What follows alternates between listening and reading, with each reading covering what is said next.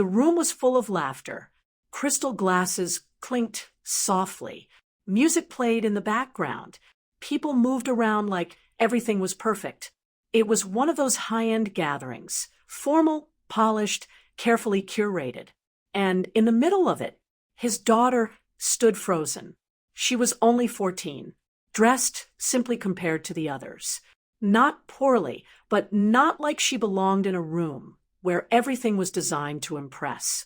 She held a glass of juice in both hands, standing near the corner, trying not to draw attention, trying to exist quietly, but not everyone wanted her to stay invisible.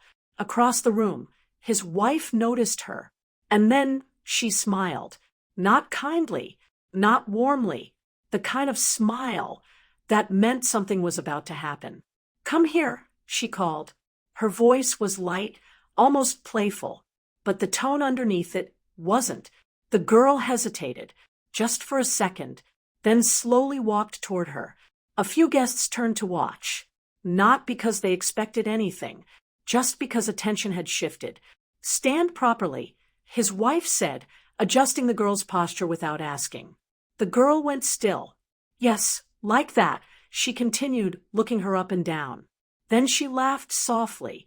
"You really thought this dress was enough for tonight?" A few people nearby chuckled, not loudly, but enough. The girl's grip tightened on the glass. I didn't know what else to wear," she said quietly. Her wife, no, her stepmother, tilted her head slightly. "That's obvious." More laughter, this time from her own daughter, standing beside her. She didn't even try to hide it. "Mom, look at her shoes," she added. "She looks like she came from school." The group laughed again. The girl didn't move, didn't speak, didn't look up, because when humiliation happens slowly like that, you don't always react. Sometimes you just endure. Across the room, he saw everything, every word, every reaction. He had been speaking to a business partner when it started, but his attention shifted the moment he heard the tone. He didn't interrupt immediately, not because he didn't care, but because he was watching, understanding, making sure this wasn't just a misunderstanding. But it wasn't. It was clear, intentional, public, and his daughter was standing alone in the middle of it. He placed his glass down slowly, excused himself without explanation, and walked toward them. The laughter hadn't fully stopped yet when he reached the group. "What's going on?" he asked.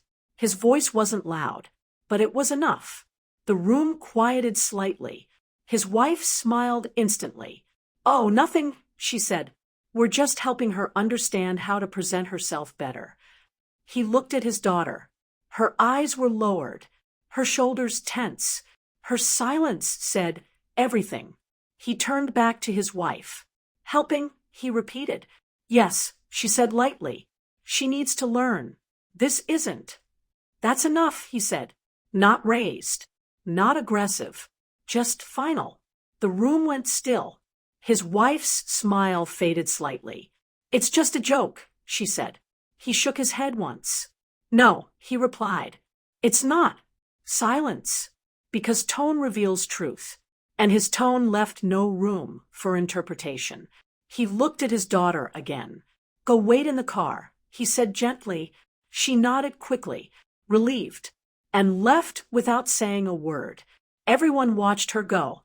Then he turned back to the group, to his wife, to the people who had laughed. And for the first time that evening, the atmosphere shifted completely, because this wasn't a social moment anymore. It wasn't entertainment.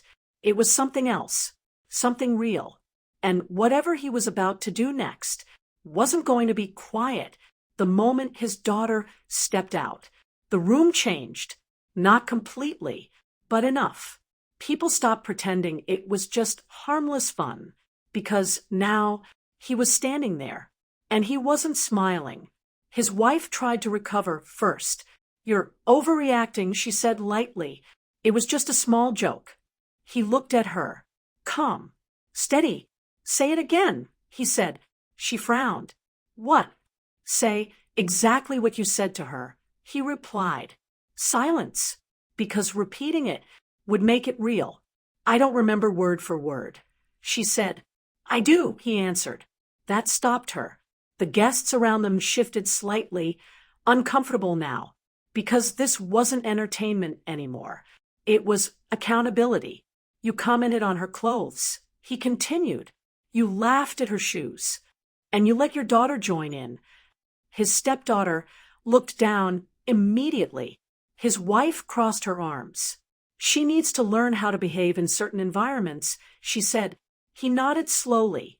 And this is how you teach her, he asked. She has to understand standards. And you think humiliation teaches standards? No answer, just tension. He took a small step closer, not aggressive, but firm. She's 14, he said, not a project, not a performance. His wife's tone sharpened. You're making this bigger than it is. No, he replied calmly. You made it public. I'm just making it clear. That line landed hard because it shifted the responsibility completely from reaction to action. One of the guests tried to step in. Maybe we should just move on. No, he said without looking away. We won't. Silence again, because everyone now understood this wasn't something that would be brushed aside. He turned slightly, addressing the room. If anyone here thought that was acceptable, he said, then you should leave. No one moved. No one spoke, because even the ones who laughed knew they shouldn't have. He looked back at his wife. This isn't the first time, he said. She froze slightly. And that's the real problem. Her expression changed. You're exaggerating. I'm observing, he replied. Another pause. Then he added, and I've observed enough. That was different. Final, not emotional. Decided. What is that supposed to mean? She asked. He didn't answer immediately. Instead, he reached into his jacket and took out his phone. Tapped once, then placed it on the table in front of her. A recording, not from tonight, from earlier days. Short clips, comments, tone, patterns. Nothing dramatic on its own, but together, clear, intentional, consistent. I didn't want to believe it at first, he said quietly. Her face lost color slightly. You recorded me? She asked. I paid attention, he corrected. Silence, because now there was no denying it, no reframing it, no calling it just a joke. It was documented, real, and undeniable. He stepped back slightly, giving space, not for her comfort, but for clarity. I won't have my daughter feel small in her own home, he said. No anger, no shouting, just a statement. And that made it stronger. So what now? She asked, her voice tighter than before. He looked at her, then at the room, then back at her. Now, he said, this stops. And if it doesn't, she challenged. Another pause. Then he answered, then everything else will. That was the moment, the line, clear, unmistakable, because this wasn't about winning an argument. It was about setting a boundary, one that didn't depend on agreement, only on action. No one spoke after that, because nothing needed to be added. The message was already complete, and for the first time that night, the person who had been laughing the loudest had nothing left to say.